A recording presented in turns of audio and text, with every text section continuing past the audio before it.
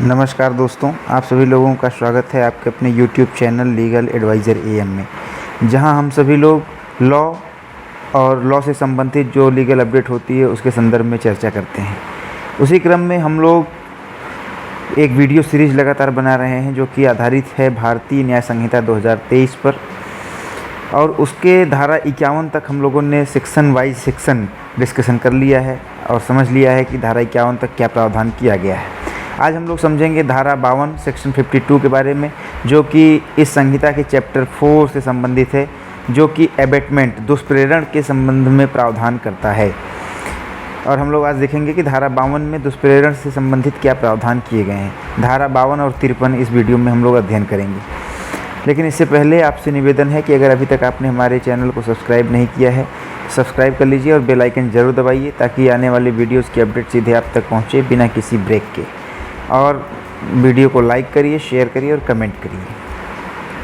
दोस्तों, अभी तक हम लोगों ने धारा 51 तक में अबेटमेंट के बारे में पढ़ लिया है कि कोई व्यक्ति अबेटमेंट कैसे करता है, अबेटमेंट कितने प्रकार से किया जा सकता है, और अबेटमेंट के लिए कब और किस विस्तार तक व्यक्ति दोषी होता है। और अब हम लोग देखेंगे कि व्यक्ति कब अबेटमेंट के लिए दोषी नहीं होता है या किस कार्य के लिए दोषी होगा और किस कार्य के लिए दोषी नहीं होगा। Section 52, if the act for which the abater is liable under section 51 is committed in addition to the act abated and constitute a distinct offence, the abater is liable to punishment for each of the offences।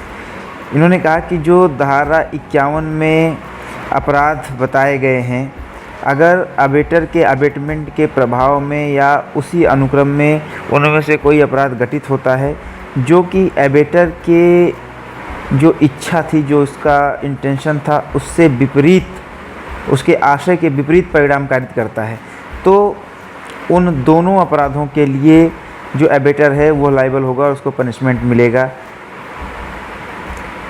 जो उसने जिसके लिए abate किया था उसके लिए भी और जिसके लिए अबेट उसने नहीं किया था उसके लिए भी, अगर उसको यह पता हो कि ऐसे अबेटमेंट के अनुक्रम में वह कार्य होना संभाव्य है, तो अगर उसको ऐसा नहीं पता है कि जिस कार्य के लिए वो उकसा रहा है, दुष्प्रेरित कर रहा है, उसके उस दुष्प्रेरण के प्रभाव में इस प्रकार के कार्य भी हो सकते हैं, इस प्रकार का अपराध भी कारित हो सकता है, अगर यह उसको जानकारी नहीं है या यह कहें कि सामान्य प्रज्ञावान व्यक्ति यह नहीं समझ सकता था कि ऐसी घटना हो सकती है, तो वह उसके लिए लायबल नहीं होगा। लेकिन अगर सामान्य प्रज्ञावान व्यक्ति यह समझ सकता है कि ऐसे दुष्प्रेरण के प्रभाव में यह अपराध भी घटित हो सकता है, तो निश्चित तौर से जो अबेटर होगा वह दोनों अपराध, जिसके लिए उसने अबेट किया है उसके लिए भी और जो अपराध कारित हुआ है, घटित हुआ है, उसके लिए भी वह पनिशमेंट पाएगा। आइए हम लोग इसके इलस्ट्रेशन से समझते हैं।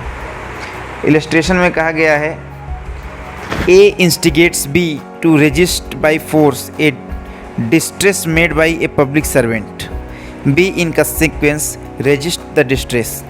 In offering the resistance, B voluntarily causes grievous hurt to the officer executing the distress. As B has committed both the offences of resisting the distress and the offence of voluntarily causing grievous hurt, B is liable to punishment for both these offences, and if A knew that B was likely voluntarily to cause grievous hurt in resisting the distress, A will also be liable to punishment for each of the offences। कहा कि A ने B को provoke किया, instigate किया, उकसाया कि एक जो पब्लिक सर्वेंट द्वारा एक कार्य किया जा रहा था उसको बलपूर्वक रजिस्ट करे, उसका प्रतिरोध करे, और उस उकसावे के प्रभाव में वह उसका विरोध करता है, और ऐसे विरोध करते हुए वह जो पब्लिक सर्वेंट है उसको स्वेच्छया गंभीर उपहति कारित करता है, उसको काफ़ी शारीरिक नुकसान कारित करता है। यहाँ पर ए जो है जिसने इंस्टिगेट किया है, वह अगर यह जान रहा था कि ऐसे रेजिस्टेंस में ग्रीवियस हर्ट कारित हो सकता है, तो वह निश्चित तौर से दोनों अपराधों के लिए दंडनीय होगा। बी तो ऑलरेडी दोनों अपराधों के लिए दंडनीय है यही, क्योंकि उसने दोनों कार्य किए हैं। उसने बलपूर्वक पब्लिक सर्वेंट के कार्य में बाधा भी पहुंचाई है और साथ ही साथ उसको घोर उपहति भी कारित की है तो वह दोनों अपराध के लिए दंडनीय होगा। लेकिन अगर ए यह नहीं जानता था कि ऐसी घोर उपहति हो सकती है तो वह दंडित नहीं होगा, लेकिन अगर ए को ऐसा पता था कि ऐसी घोर उपहति हो सकती है तो वह दंडित किया जाएगा। सेक्शन 53 कहता है कि when an act is abetted with the intention on the part of the abettor of causing a particular effect and an act for which the abater is liable in consequence of the abatement causes a different effect from the intended by the abater. The abater is liable for the effect caused in the same manner and to the same extent as if he had abated the act with the intention of causing that effect, provided that he knew that the act abated was likely to cause that effect. उन्होंने कहा कि जो abetment है, अगर जो abettor है वो किसी कार्य के किसी भाग को करने के लिए किसी व्यक्ति को उकसाता है और उस उकसावे के अनुक्रम में वह कार्य करता है और कोई विभिन्न उससे दूसरा अपराध गठित कर देता है उस उकसावे के प्रभाव में आकर के, और उसका प्रभाव कुछ और हो जाता है। तो ऐसे में जो अबेटर है, अगर उसको यह पता था कि ऐसे उकसावे के प्रभाव में जो अपराध कारित होने वाला है जिसका प्रभाव कुछ और होने वाला है, अगर वह उसको यह पता है या उसको यह जानकारी सामान्य बुद्धि के तौर पर हो सकती थी तो वह उसके लिए लाइबल होगा, अन्यथा नहीं होगा। इलस्ट्रेशन से समझते हैं। A instigates B to cause grievous hurt to Z. A ने बी को उकसाया कि वह जेड को उपहति कारित करे। B in consequence of instigation causes grievous hurt to Z.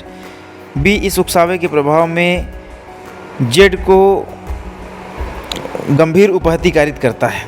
Z dies in consequence. Z इसी चोट के अनुक्रम में मर जाता है। Here if A knew that the grievous hurt abetted was likely to cause death.